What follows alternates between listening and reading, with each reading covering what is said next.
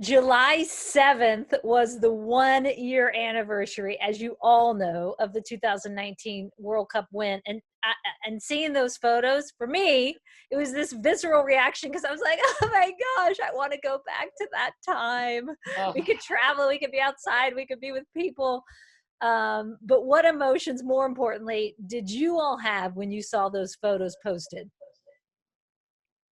Yeah, I mean, my initial thought was, wow, it's been a year already. Like, goodness gracious. Like, Right. I don't know. I kind of didn't even put two and two together. And then I like kind of saw all the posts and I was like, oh my goodness, like, I can't believe it's been a year. But, you know, I think for me, it's just kind of being, like you just said, Julie, that was just like, wow, like that was a time where you could just travel and like play competitive games against other countries. And like, now it's kind of like, oh, wow, we're in this bubble and the world is so different. But obviously I'm really fortunate that we were able to squeak a World Cup in before the pandemic. Now looking at everything in the hindsight, I'm kind of like, goodness gracious. But I think it's just, you know, those memories are something that all three of us are going to have forever. And like I said, time certainly did fly because I didn't even know it was a year already. How much has life changed, Jess, since that year?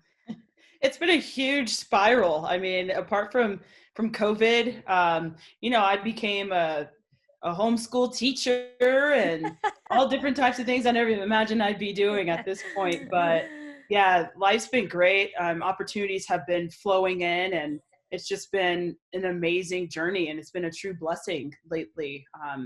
And even with everything going on, it's all been like sort of a life lesson as well, especially with me having my kid here every day and trying to have him transition really well going into the third grade. I'm worried about it because, you know, his second grade teacher, which is me, kind of worried about her teaching. So I wasn't too confident there. But How committed is she? I know. I'm like, oh dear, I hope this kid does okay on his testing next year, but we'll see.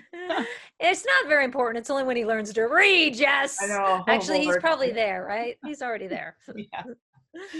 I know it's a lot. It's a lot to manage with everything going on.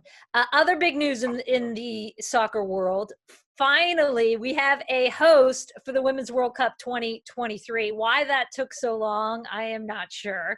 But what was your reaction, Sam, when you heard New Zealand and Australia had won the right to co-host that World Cup? Yeah, I think that's awesome. It's really exciting for both of those countries. I was fortunate enough to go to New Zealand for a U17 World Cup a few years ago. So I have some great memories of that. But obviously, I think it's really exciting to know where that's going to be, and it feels a little ways away. But I think that people are obviously already thinking about that and hoping to be a part of that roster to get to travel to such a cool place. Yeah, I was thinking it would need like at least a year prep for me to figure out the country. I'd have to stay there for a while. I'm going to go for the full year to cover that Women's World Cup. I was like, I'm in for that one. Crystal, I see in other news, lots of news on the soccer front, that the national team hired a new lawyer in the equal pay lawsuit, Nicole Saharsky. And according to her firm's bio, she has argued more cases before the Supreme Court than any woman in the US over the last decade, which is amazing. So my question to you is, what does that mean in terms of the direction of the case? And obviously a little context for the viewers. The judge ruled, I believe, in early May, if I have that right, or maybe even before that, that the women were not underpaid, and throughout the entire compensation piece of this in which you guys are appealing. But give us the latest. I mean, I've literally been always so hopeful for, you know, our team pushing for equal pay and gender equality, because I truly believe that it's an important message that we need to put out in front, you know, and obviously a lot of us were disappointed in the judge's role, but, you know, it happens. We were prepared for obviously either way. So I just think that, you know, we're going to move in a positive direction, and it's really about building a good relationship with US Soccer as well. You know, like at the end of the day, they are our employees, and we employers, and we need to, you know, be able to move forward in a really healthy relationship. So, you know, I'm hopeful that things will work out in the end. And I think right now it's us all collectively just getting back on the same page again. And obviously it'd be nice if we had camps again to kind of just collectively be able to see each other face to face and have even more conversations on the matter. But I'm hopeful. I think it'll all work out in the end, and we'll just have to see what happens. And by working out, do you envision it going all the way to trial with the appeal, or do you get a sense, and this can be for any of you three, do you get a sense that there is the potential for settlement, that there is the potential for talks and getting to the table? Or with the hire of Nicole, is that saying we're going to fight on and go all the way?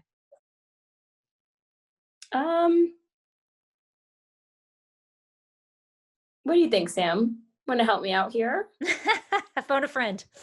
Yeah. I mean, I think everything is on the table still. I think that we are confident in the new people that we brought on. A lot of work went into that decision, and I feel like we still have a lot to fight for. So I'm confident, and I think that all of the options are still options. Right. I mean, it does, to your point, Crystal, it makes it tough when you can't congregate, right? But are there conversations that are still happening with U.S. Soccer, or is that something that's still happening just through lawyers?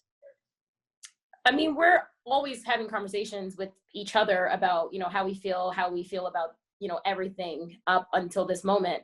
I do think, in camps, we usually do get a lot of work done, just meeting face to face and kind of having those personal connections with the people on the case. But it's just been an interesting time period where we're all just trying to get through, this global pandemic. Obviously, a lot of us in this tournament are just, trying to stay present in this moment. But I think, like Sam said, we know that there's so many options out there for us to move forward in the best way possible. And, we've hired people that we know are going to help us reach our ultimate goal.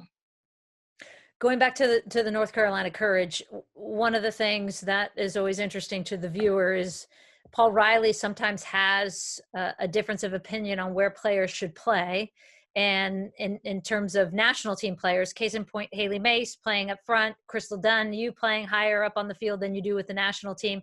Do players feel the push and pull between club and country responsibilities with North Carolina? And has that communication changed at all with Blacko? I actually had a good conversation with Blacko, during quarantine time about, how I was preparing to obviously go back to North Carolina and play the 10 role. And obviously that is a different role that I play on the national team. But, it's funny, his comment back to me was, Dunny, you've been doing this for a while now. I'm not worried about you. So it was really comforting to know, because I think each year I do step into the new season feeling a little bit anxious, because I do have to wear multiple hats on different teams, and it does get overwhelming at times. But Paul has done a really good job with each member of the team to just, instill confidence in them, and I think at the end of the day, it doesn't really matter where we all play. There's times where Sam is making runs well ahead of me, and I'm like, cool, you're the 10 now, and I'll just, filter in behind, and you just keep going, So I think the way our team is set up, it's built for us to be interchanging, which is really great. It keeps us all fluid. It keeps us all feeling free on the field and putting us all in the best position to succeed. Well, thank you very much for watching ESPN on YouTube. For more sports highlights and analysis, be sure to download the ESPN app. And for live streaming, premium content, and let's not forget as well, ESPN FC 7 days a week. Subscribe to ESPN+.